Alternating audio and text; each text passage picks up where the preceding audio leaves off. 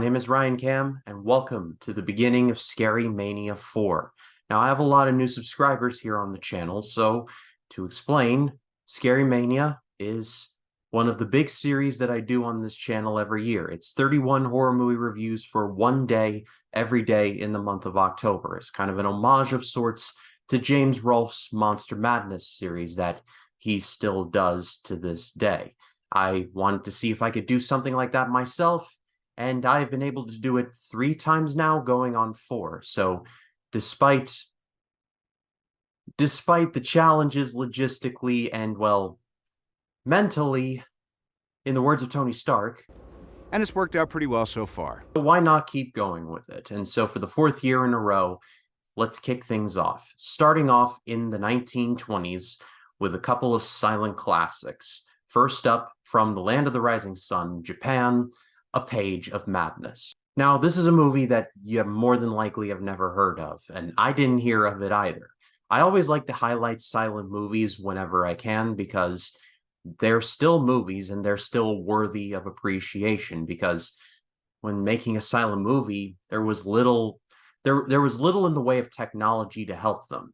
So filmmakers really had to work extra hard to deliver without using sound, because there was no sound technology back then.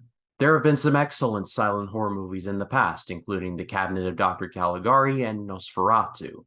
However, Japan was doing some really good stuff as well, and A Page of Madness is one of those movies that has received a lot of acclaim over the years. It tells the story of a man who is hired on as a janitor in a lunatic asylum. Basically, his wife has been imprisoned there, even though she is sane and he is sane. Everyone else, well, doesn't know that. And so it's basically a heist where this man has to break his wife and himself out of the asylum before anyone gets wise. But there's a doctor who might be wise already. The key to a movie like this is atmosphere, and the atmosphere really helps carry the movie going forward and keeping things interesting. This movie takes place, like I said, in a lunatic asylum in the pouring rain. This movie really nails down the hopelessness of everything. But then you add something like, say, like I said, the lunatic asylum side of things. Everybody in there is crazy except for the janitor and his wife. So it's just a case of time is not on their side. And slowly the guy is, well, losing it upstairs. It's like that old saying, if you stare into the abyss long enough, the abyss eventually stares back. It starts out pretty straightforward enough, with the husband trying to navigate his way through some very choppy waters.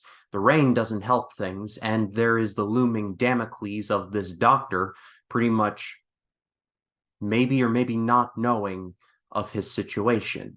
And then things turn surreal, and you don't really know if he is actually going crazy or if it's just everything just closing in on him. The movie doesn't really give a straight answer on that, but that in part plays into its effectiveness. The idea of a sane individual going into, say, a mental asylum has been done a lot before.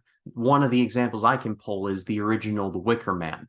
No, not the Nicolas Cage one, the one with Christopher Lee, where Sergeant Howie in that movie is the sane man going in to conduct an investigation on basically the loony part of Scotland. And let's just say it does not end well for him. With A Page of Madness, the ending is a little more up for debate.